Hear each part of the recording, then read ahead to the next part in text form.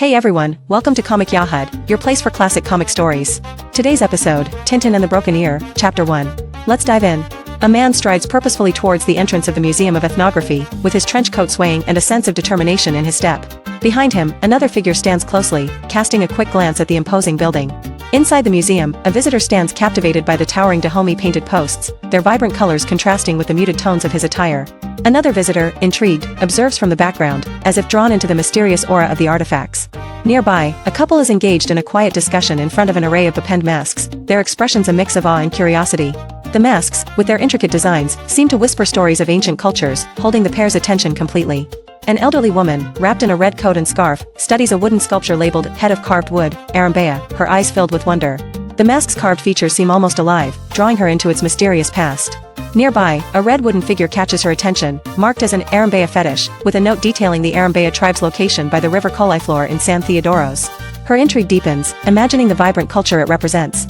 As the museum bell rings, signaling closing time, she reluctantly turns away, surprised at how quickly time has flown by. The guard's announcement echoes, and she exchanges a glance with other visitors, acknowledging the end of an engrossing visit.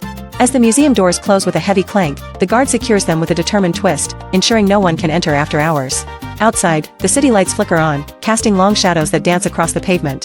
Hidden in the deep shadows, a mysterious figure lurks, observing a small statue with an intense gaze. The figure's silhouette blends into the darkness, leaving only the gleam of their eyes visible in the dim light. The next morning, an alarm rings loudly, jolting Tintin awake as he calls out to Snowy to get up. With a sleepy yawn, Snowy blinks at him, and Tintin's energetic voice fills the room, urging them to start the day. A museum guard energetically mops the floor, singing enthusiastically about a toreador while music notes dance around him. His animated performance contrasts with the quiet surroundings, bringing a lively atmosphere to the otherwise still room. Continuing his song, the guard carefully dusts a collection of masks, his voice echoing fondly through the gallery. Holding a mask up, he seems to serenade the artifacts, adding a touch of theatrics to his routine. As he turns a corner, the guard's expression shifts to one of surprise and confusion, his thoughts swirling with exclamations. Something unexpected catches his eye, halting his musical performance abruptly.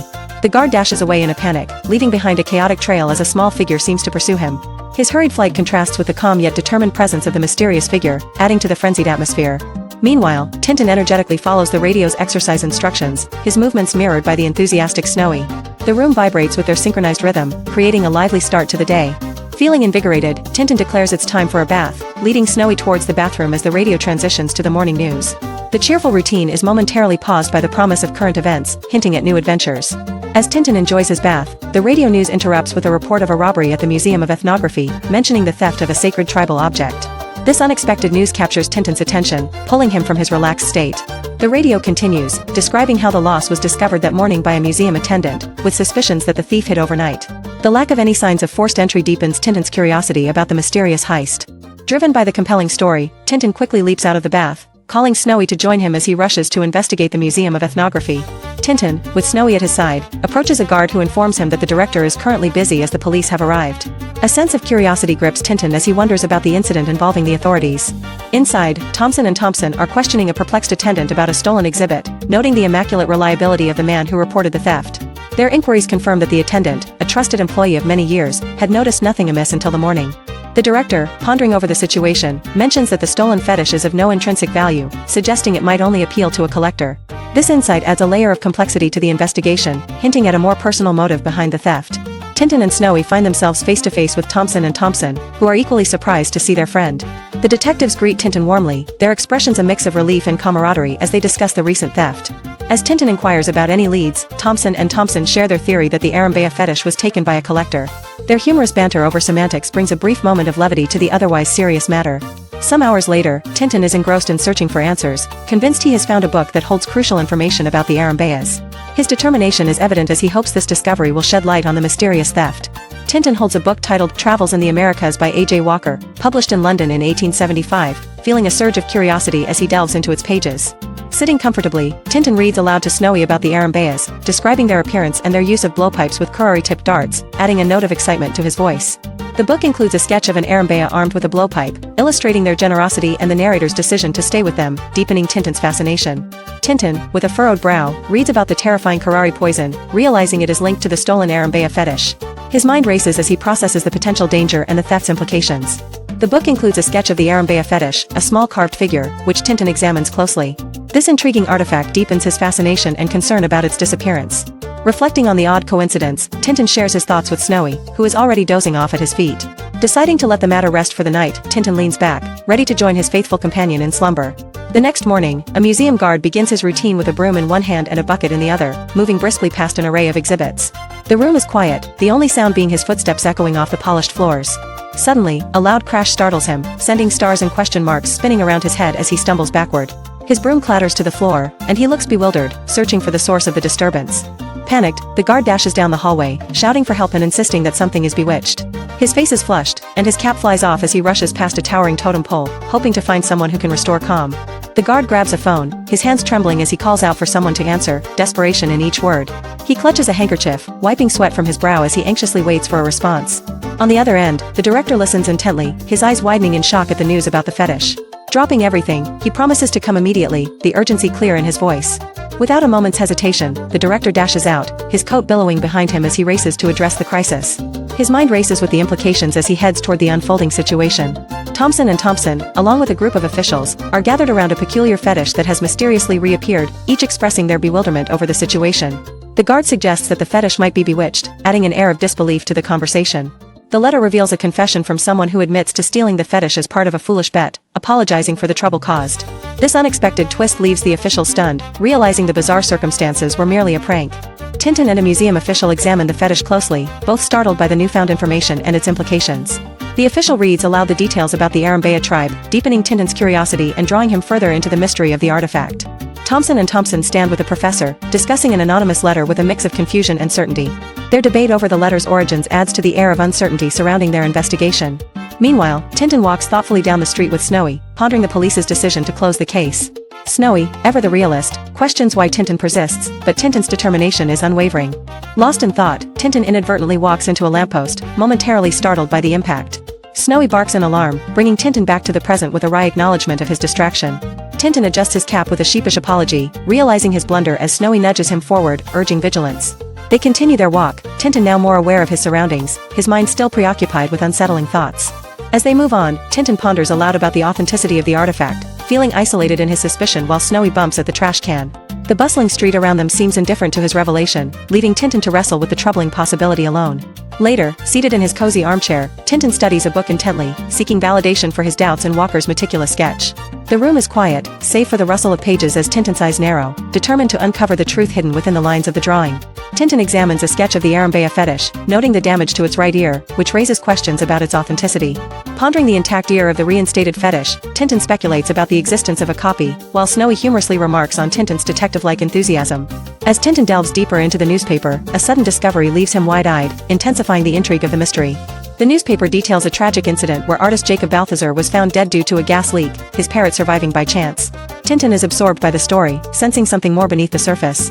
As Tintin paces thoughtfully in his living room, Snowy watches him with a dizzy expression, commenting on Tintin's restless circling. Tintin's mind races, piecing together the clues from the article. Half an hour later, Tintin stands outside a house, questioning a woman about Jacob Balthazar's residence. Snowy stands alert by his side, ready to follow Tintin's next lead. The woman, clutching a broom, speaks passionately about Jacob Balthazar's tragic departure, describing him as a polite gentleman with a penchant for animals.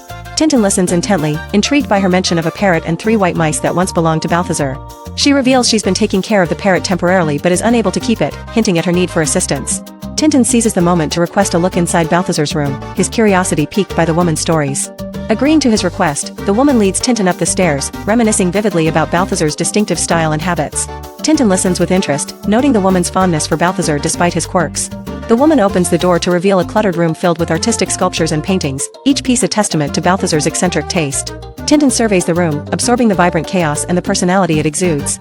With a heavy heart, the woman recounts the discovery of Balthazar, emphasizing the locked door and the ominous gas escaping, her voice trembling with emotion. Tintin listens intently, the weight of the tragedy settling upon him as he considers the implications of the scene. Amidst the sorrowful retelling, Tintin's keen eyes catch a small, curious detail, a scrap of gray flannel. He picks it up thoughtfully, pondering its significance in the midst of the troubling events described. As Tintin examines the room, a woman comments on the artist's skill, almost as if the flowers in the painting were real. Tintin bends down to pick up a discarded cigarette, its presence adding another layer to the mystery surrounding the room. Climbing the staircase, Tintin is asked about his familiarity with Mr. Balthazar, to which he hesitantly replies that he did not know him well. The conversation seems to weigh heavily on both, hinting at underlying complexities. At the doorway, the woman inquires about finding a home for a friendly parrot, hoping for some assistance. Tintin assures her he'll remember, as they exchange polite farewells, leaving Tintin to ponder the day's events. Walking alongside Snowy, Tintin reflects on the peculiar nature of an incident being called an accident. His mind races with suspicion, pondering the oddities surrounding the situation. He recounts the details of the gas leak, reasoning that the gas was turned on after the sculptor's death. Tintin recalls seeing someone in grey flannel smoking, deepening his suspicion of foul play. Tintin pieces together clues that point to murder, noting the cigarette and cloth left behind. He wonders about the motive linked to a replica, questioning who could be behind such a scheme and how he might uncover their identity. Tintin exclaims with a sudden realization, his eyes wide with excitement as he shares his thought with Snowy. The idea strikes him like lightning, and he quickly decides on a new course of action. With determination, Tintin rushes down the street, Snowy trotting faithfully by his side, while a mysterious man carrying a package walks ahead. Tintin keeps his gaze fixed, his mind racing with possibilities. Tintin approaches a woman and expresses his intent to purchase Mr. Balthazar's parrot, surprising her with his sudden proposal. Her curiosity is piqued, and she acknowledges his request with a mix of surprise and intrigue. Tintin is met with disappointment as the woman informs him that the parrot was sold just moments earlier. Frustrated, he mutters about his bad luck, realizing he just missed the chance. The woman points out the gentleman who purchased the parrot, gesturing towards a figure with a parcel under his arm. Tintin peers in the direction she indicates, determined to catch up with the buyer. With Snowy by his side, Tintin sprints after the man, hoping the buyer will agree to resell the parrot to him. His mind races with possibilities as he runs, intent on not losing sight of the man. Two men walk briskly down the street, one carrying a box and the other puffing on a pipe, both seemingly lost in their own thoughts. Their purposeful strides suggest an urgency neither can afford to ignore. The man with the pipe stops abruptly, his face flushed with annoyance as someone mutters, "Great greedy guts." His irritation is palpable as he glares at the back of the other man, his grip tightening around his cane. Confronting the man with the box, the pipe-smoking gentleman demands to know if he always behaves so rudely, declaring he's unaccustomed to being insulted. The other man, caught off guard, apologizes in Spanish, clearly not expecting such a direct confrontation. The pipe-smoking gentleman warns the man with the box that next time he won't be so forgiving, while the latter nervously assures him he meant no offense. Tensions simmer as both men stand their ground, the air charged with unspoken words. The gentleman, still fuming, stomps away muttering, when a sly voice calls from behind, "Great greedy guts." His cane taps sharply against the pavement as his mind races with lingering frustration, trying to shake off the encounter. Nearby, Tintin and Snowy are startled by the commotion and rush toward the scene, Tintin exclaiming about a parrot. The parrot flutters wildly through the room, causing a cascade of papers and objects to scatter as it screeches loudly. Thompson, with a look of shock, exclaims about the parrot's antics, while Thompson, knocked over, tries to regain his bearings amid the chaos. Tintin and Snowy rush into the area, eyes wide as they attempt to catch the mischievous parrot. Snowy jumps excitedly while Tintin reaches out desperately, trying to grasp the bird causing such a stir. Just as they miss the parrot, Ramon storms in, his face flushed with anger and frustration. He berates the fat man, his words sharp and stinging, as he laments the escape of his cherished bird. Tintin watches helplessly as the parrot, the sole witness to a crucial event, flies away beyond their reach. Snowy stands beside him, the disappointment mirrored in his eyes as they both realize the loss of vital information. Ramon expresses his gratitude despite his earlier frustration, explaining the sentimental value of the parrot. Tintin reassures him, attempting to ease the tension while Snowy remains alert, sensing the complexity beneath the surface. Thanks for watching Comic Yahud. Like, subscribe, and catch you in the next chapter.